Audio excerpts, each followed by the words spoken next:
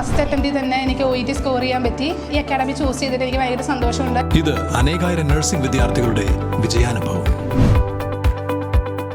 For admissions call 7594054282.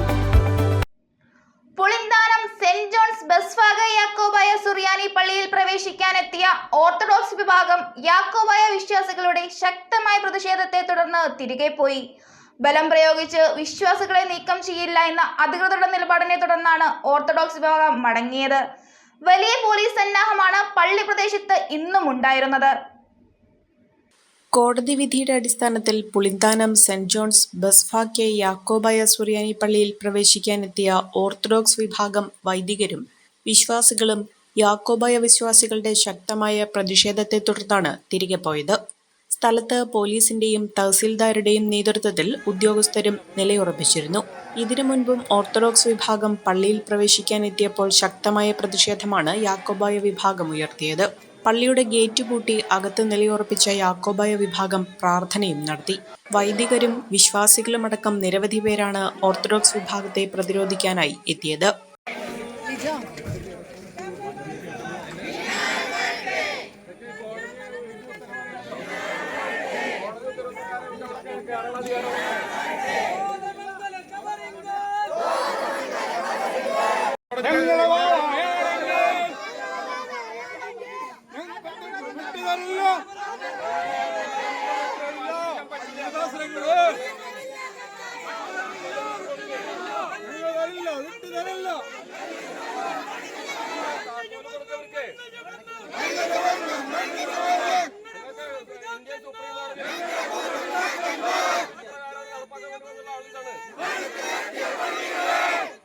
Muvattupuzha ഡിവൈഎസ്പിയുടെ നേതൃത്വത്തിലുള്ള വലിയ police സന്നാഹവും fire force അടക്കമുള്ള സംവിധാനങ്ങളും ഒരുക്കിയിരുന്നു. ഓർത്തഡോക്സ് വിഭാഗം വൈദികൻ ഫാദർ CK ഐസക് കോർ എപ്പിസ്കോപ്പ, ഫാദർ ഫിലിപ്പ് എന്നിവരുടെ നേതൃത്വത്തിലാണ് ഓർത്തഡോക്സ് വിഭാഗം പള്ളിയിൽ പ്രവേശിക്കാനെത്തിയത്. 1 മണിക്കൂറോളം പള്ളിക്ക് പുറത്ത് കാത്തു നിന്ന ശേഷം പോലീസിന്റെ നിലപാടിനെ തുടർന്ന് ഓർത്തഡോക്സ് വിഭാഗം തിരികെ പോകുകയായിരുന്നു. പക്ഷെ ഞങ്ങൾ ജനങ്ങളെ വിശ്വാസികളെ സംബന്ധിച്ചിടത്തോളം അവര് വിയർപ്പൊഴുക്കി പണിതതായി ദേവാലയം വിട്ടടങ്ങണമെന്ന് സാറിന്റെ നെഞ്ചത്ത് കൈവച്ച് സാറിന് പറയാൻ പറ്റുമോ? സാറ് നിയമത്തിന്റെ ഉള്ളിൽ നിന്നുകൊണ്ട് സാറ് പറയും. ഇവിടെ വന്നിരിക്കുന്ന പോലീസ് ഉദ്യോഗസ്ഥന്മാരില് അവർക്കറിയാം ഞങ്ങളുടെ സത്യം എന്താണെന്നുള്ളത്.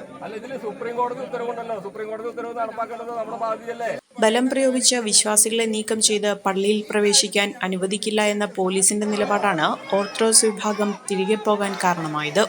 കോടതിയുടെയും ജില്ലാ ഭരണകൂടത്തിന്റെയും കൃത്യമായ ഇടപെടലുകളും ഇക്കാര്യത്തിലുണ്ടായി.